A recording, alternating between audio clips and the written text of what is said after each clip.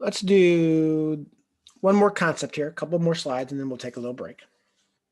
Because now we're going to get into some phys stuff. All right, so cross-sectional area and blood flow velocity.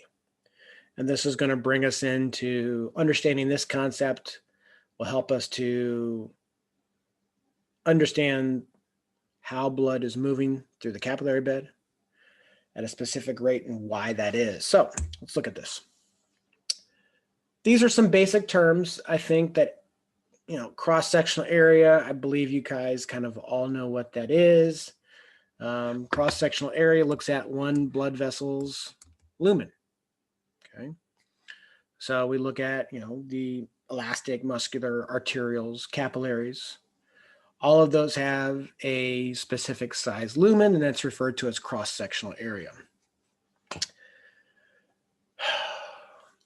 Total cross-sectional area is collectively everything. We don't necessarily look at that. We don't really look at cross-sectional areas at all. Understanding what these cross-sectional areas are and what that means to velocity, that is the important concept.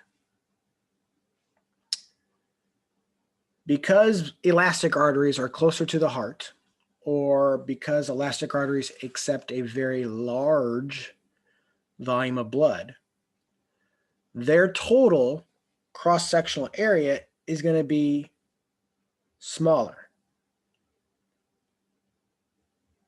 That's because they have a lot more elastic. That's because they have a lot of tunica media. So their cross-sectional area isn't necessarily large. It's actually really, really tiny. But they can accept a large volume of blood. How could you say that? Well, because the lumen is the lumen, and it can expand and then go back down. And it can expand and go back down. There's my hope. It can expand and go back down. It can expand and go back down. And that's just because of the stuff in it, the elastic fibers. But blood goes through those at a very high rate. They have a large number of collagen fibers. They have a large number of elastic fibers. Okay, so they can take the forces being exerted upon it. Capillaries don't have that jazz. They're just one layer, endothelium, and that's it. Simple squamous epithelium. Could they accept a huge amount of force being exerted on their walls? And I hope you're sitting there shaking your head no right now.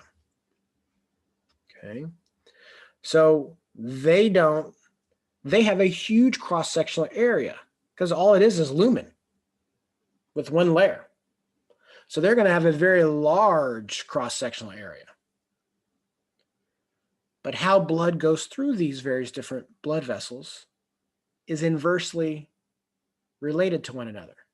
Those that have a very small cross-sectional area have a huge amount of velocity going through them. Heart, think of the aorta, think of the pulmonary trunk. Okay, they're accepting a very large volume of blood, but they're comprised of a ton of elastic and collagen fibers to allow them to expand and accept that volume of blood as it enters into it. And blood's coming out really fast.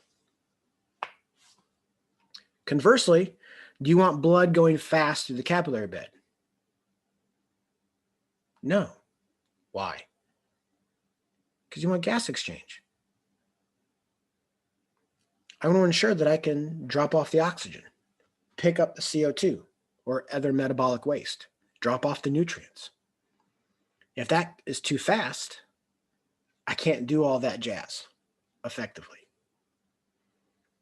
And that's going to affect how the tissues and ultimately those structures function. So when we look at cross-sectional area, elastic and muscular arteries are really, really small. Capillaries are really, really huge. They have a ton of cross-sectional area associated with them.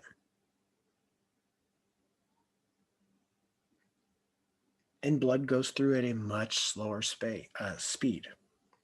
Again, to ensure gas exchange occurs properly. As you can see, as we start going back towards the heart, they start to get larger again. And as we get larger,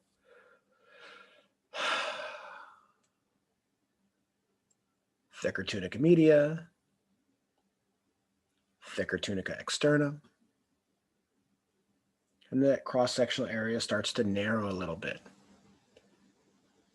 But now it can accept those forces, collagen, elastic fibers, and it can take those forces exerted upon it a little bit easier, and it can allow stuff to be pushed through those regions faster. So it is inversely, the relationship is inversed. Small cross-sectional area, very fast. Very large cross-sectional area, really slow. Okay.